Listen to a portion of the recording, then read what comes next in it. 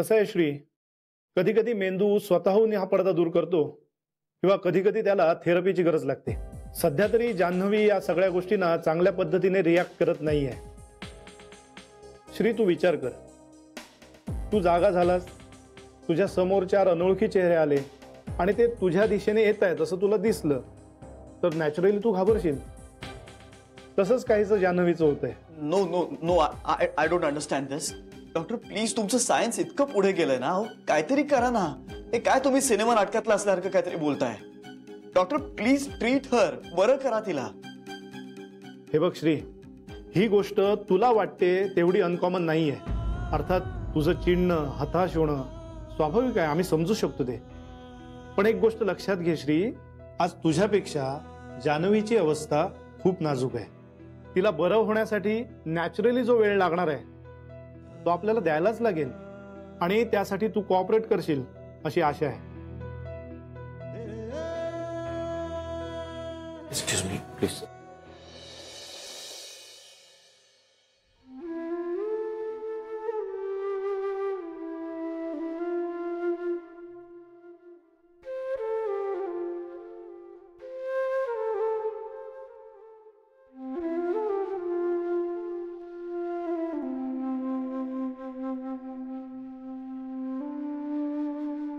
जान्हवी, जान्हवी, बघ बघ ना इकडे.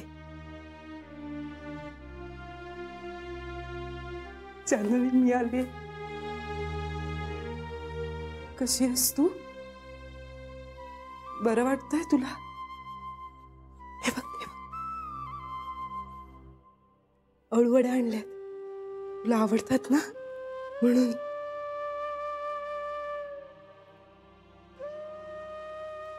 जान्हवी, अशी नको ना ग बघूस. आठव ना, आठवायचा प्रयत्न कर, तुला सगळं आठवेल. तुला आठवत आहे, हे जेव्हा घरी नव्हते तेव्हा मी पण अशी भ्रमिष्ठासारखी झाले होते. आठवतं तेव्हा तू मला किती मदत केली होतीस. हा, मला मायग्रेनची गोळी आणून दिली होतीस यांच्यासाठी. आठवतंय तुला?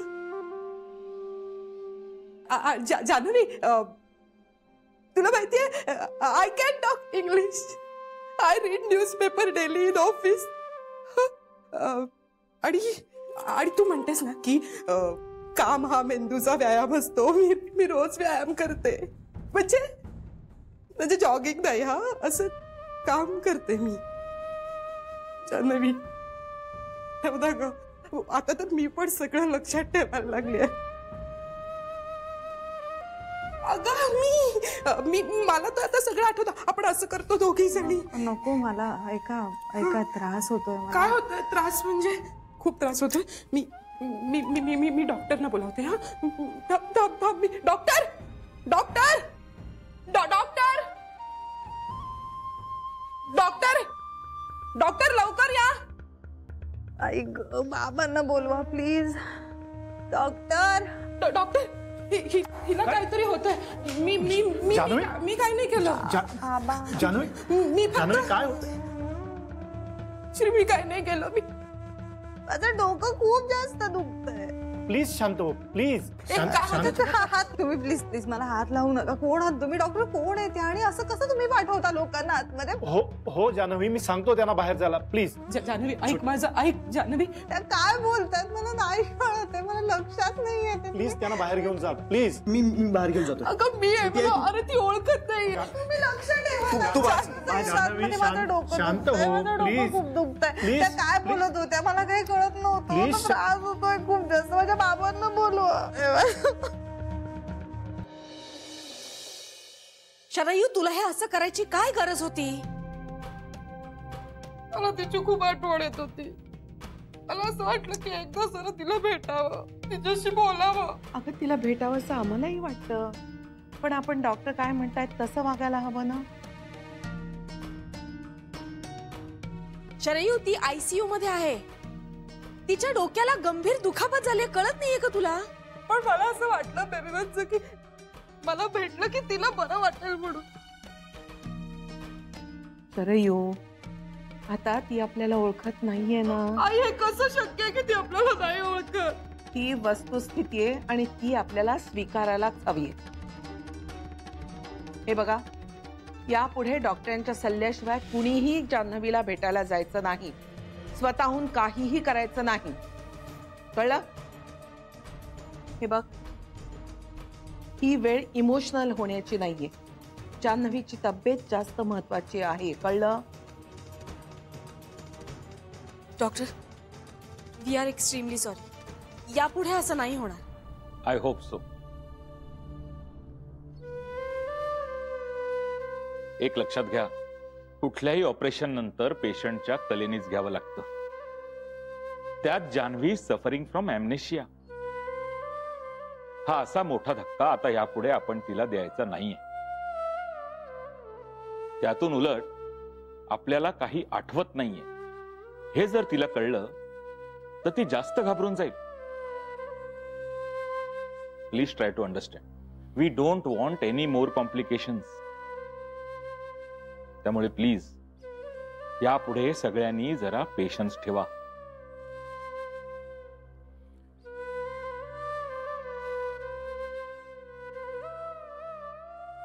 येतो मी. Thank you doctor.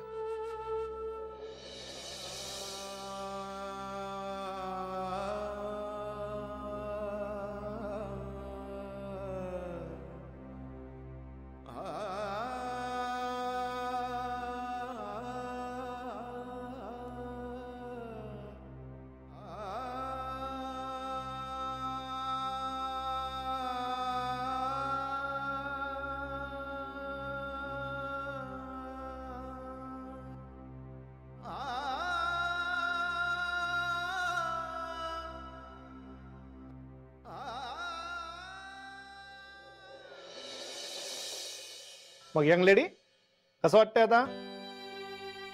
बरं वाटतंय. झोप आल्यासारखी वाटतंय का सारखी? हो, पण मी जागी असते ना तेव्हा एकदम फ्रेश असते. गुड. काही दुखत असेल किंवा काही प्रॉब्लेम असेल तर लगेच सांगायचं.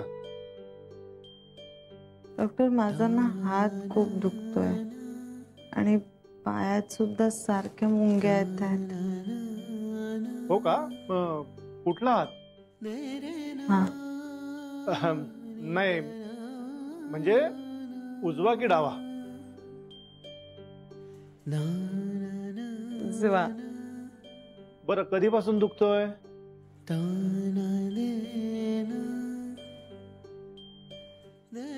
खूप दिवस झाले दुखतोच आहे असंच वाटतंय. नाही म्हणजे इथे आल्यापासून दुखतोय का? हो बहुधा. बरं मला सांग, तू इथे कधी आलीस? तुला काही आठवतंय?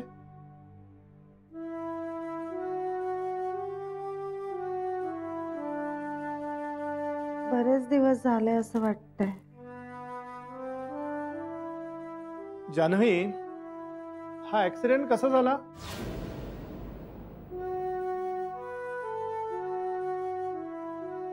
नाही म्हणजे अगं तुला एवढं लागलंय ना, ते कशामुळे? म्हणजे तू पडलीस की रस्त्यावर कशाला तरी आदळलीस? नाही म्हणजे नक्की काय झालं? तुला काही आठवतंय?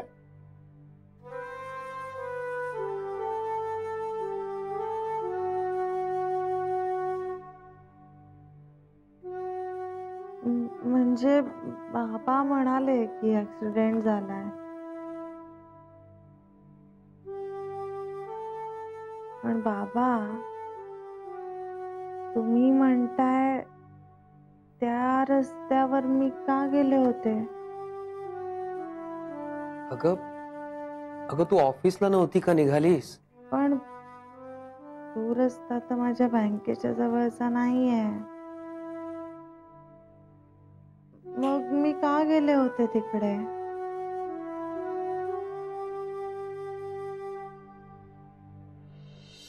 हे तुला नक्की आठवतंय?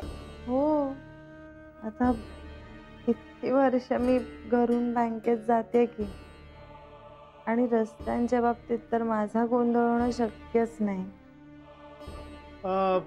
अगं तू वेगळ्या कुठल्या तरी कारणाने गेली असशील ना तिथे? असेल. बाबा, सुट्टी खूप झाली ग माझी. सरांशी बोलायला हवं आता.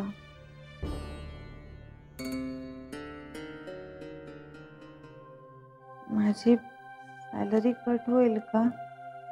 हां डॉक्टर, मला घरी कधी जाता येईल? लवकरच तुला डिस्चार्ज देतोय आम्ही. आणि हे बघ जान्हवी, घरी गेल्यावर स्वतःची काळजी घ्यायची. घेशील ना? हो हो घेणार ना, घ्यावीच लागेल.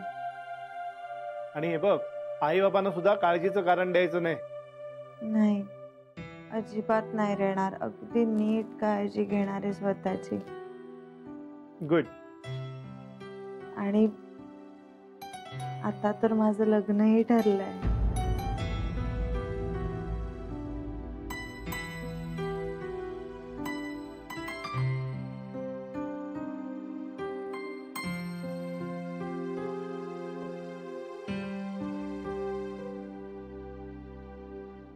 अगं हो का? अभिनंदन. पण कुणाशी ठरलंय तुझं लग्न?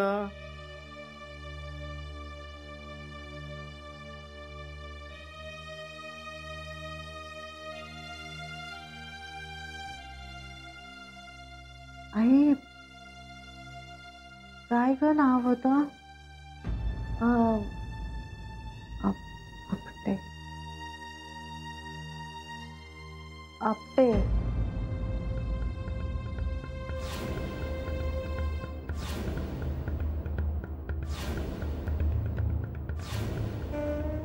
अनिल आपटे असं नाव आहे त्यांचं.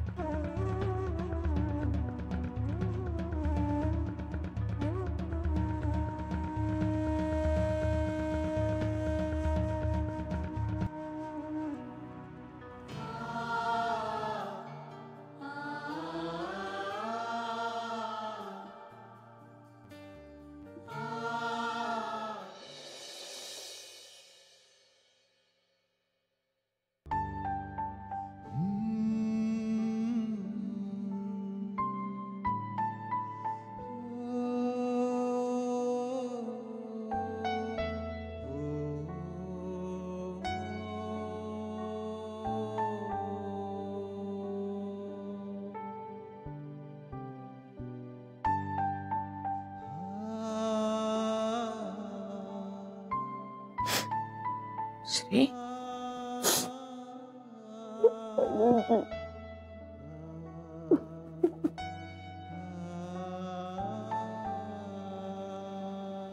माझी जान्हवी मला ओळखतच नाहीये. माझी जान्हवी, आईची आपली जान्हवी. माझ्याकडे बघून तिचे डोळे हसरे होत नाहीयेत. तिच्या चेहऱ्यावर गोड विश्वासाचं हसू नाहीये. ती ज्या परकेपणाने माझ्याकडे बघते ना, याची खूप घाबरायला होतं ग. हे बघ, ही तुझी परीक्षा आहे असं समज. आपण उत्तमातली उत्तम ट्रीटमेंट देतोय ना तिला, ती बरी होईल. पण तोपर्यंत हे असं तिचं मला न ओळखणं सहन करत राहायचं. आईजी, अगं तिच्या दृष्टीनं मी तिचं सर्वस्व होतो. आणि आता अचानक मी तिचं कुणीच नाही. आईजी, हे खूप भयंकर आहे. हे भयंकरच आहे श्री, पण आपण निदान बोलून तरी दाखवू शकतो. विचार कर, तिचं काय होत असेल? तिला सगळीकडे अंधार दिसत असेल का? का सगळीकडे भिंती असल्यासारखं वाटत असेल? हे बघ श्री, तिची आठवण गेलीये. आठवणीतल्या आपण नाही गेलोय. हे बघ, आज तू तिच्यासाठी कुणीही नाहीयेस, पण खरी गोष्ट आपल्याला माहित आहे ना.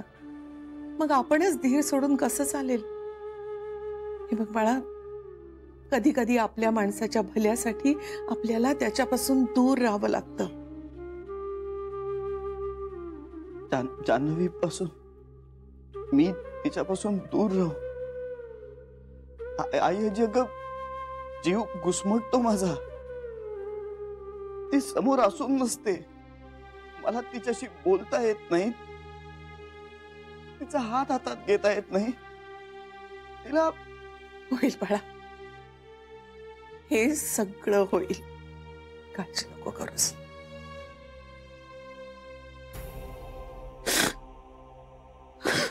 ईश्वरा,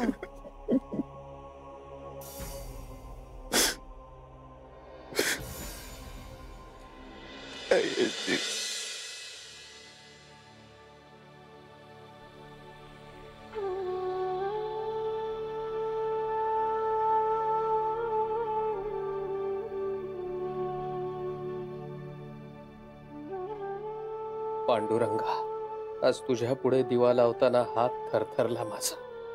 या दिव्याच्या प्रकाशात माझं घर उजळून निघेल, पण माझ्या लेकीच्या घरात मात्र आज अंधार आहे. तिच्या संसारात आज काळोख पसरलाय.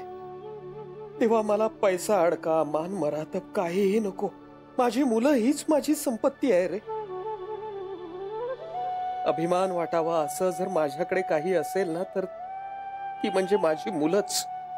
माझी जानू, जावई बापू, त्यांचा संसार, ह्याच काय ते आयुष्यातले आनंद देणाऱ्या गोष्टी आहेत माझ्यासाठी. पण आज माझ्या हातून असा काय अपराध घडला रे, की ज्यामुळे तू माझं एकमेव सुखही माझ्यापासून हिरावून घेतोस. परमेश्वरा, माझ्या जानूला बरं कर. जान्हवी माझी लेक असली तरी सासरकडचे सगळेच तिच्यावर मुलीसारखीच माया करतात. तिच्या सुदैवाने असं प्रेम करणारं घर आणि अशी माणसं तिला लाभले. तिच्या वाट्याचं सुख तिला मिळू दे रे देवा. पांडुरंगा, तिच्यावरचं संकट माझ्यावर येऊ दे, पण माझ्या जानूला वाचव.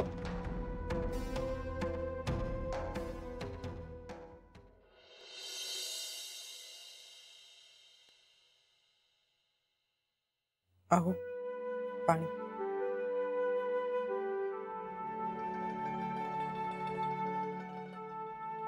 आज उशीर झाला तुम्हाला यायला?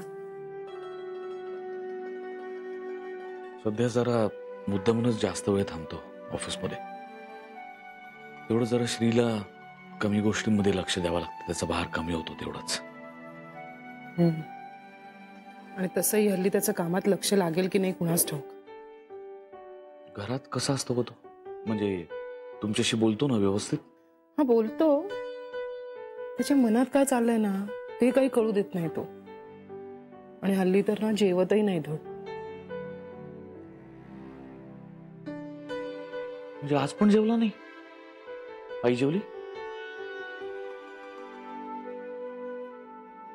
लक्षच लागत नाहीये कुणाचं जेवणात. घासच उतरत नाही घशाखाली. हे सगळं असं पूर्वीसारखं सुरळीत कधी होईल हो?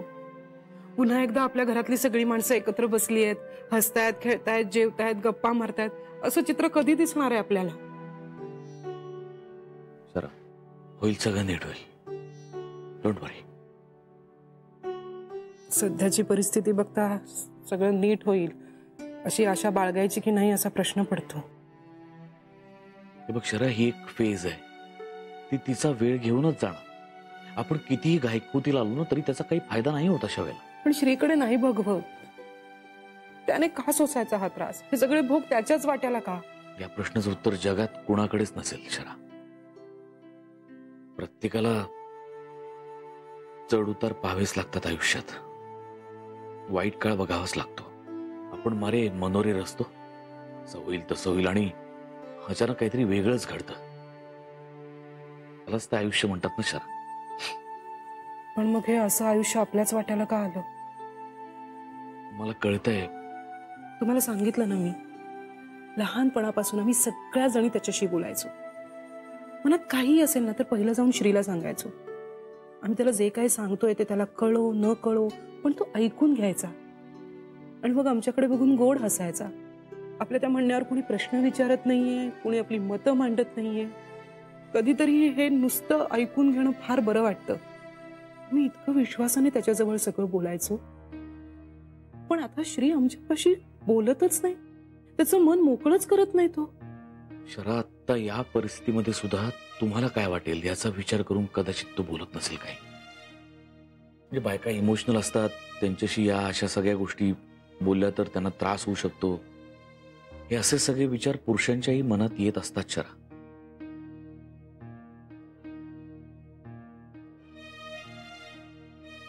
ठीक आहे, आमच्यापैकी कुणापाशी तो बोलला नाही, पण तुमच्याशी तर बोलेल. तुम्हाला तर तो सांगेल ना त्याच्या मनात नेमकं काय चाललंय ते. तुम्ही बोला ना त्याच्याशी. मला खात्री आहे तो तुमच्याजवळ अशी काही लपवाछपवी नाही करणार. त्याच्या मनात जे काही येतं तो तुम्हाला सांगेल. वरवरचं नाही बोलणार तो तुमच्याशी.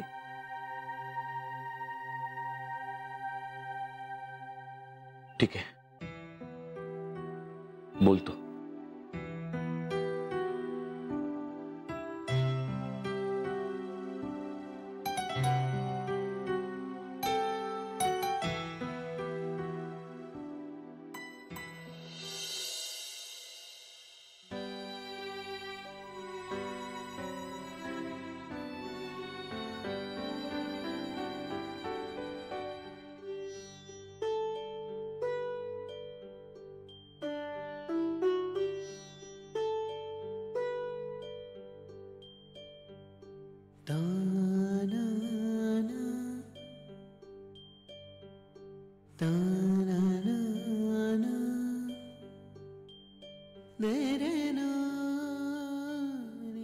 आपण ओळखतो एकमेकांना.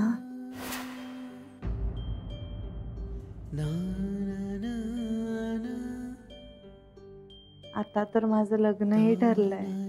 अनिल आपटे असं नाव आहे त्यांचं.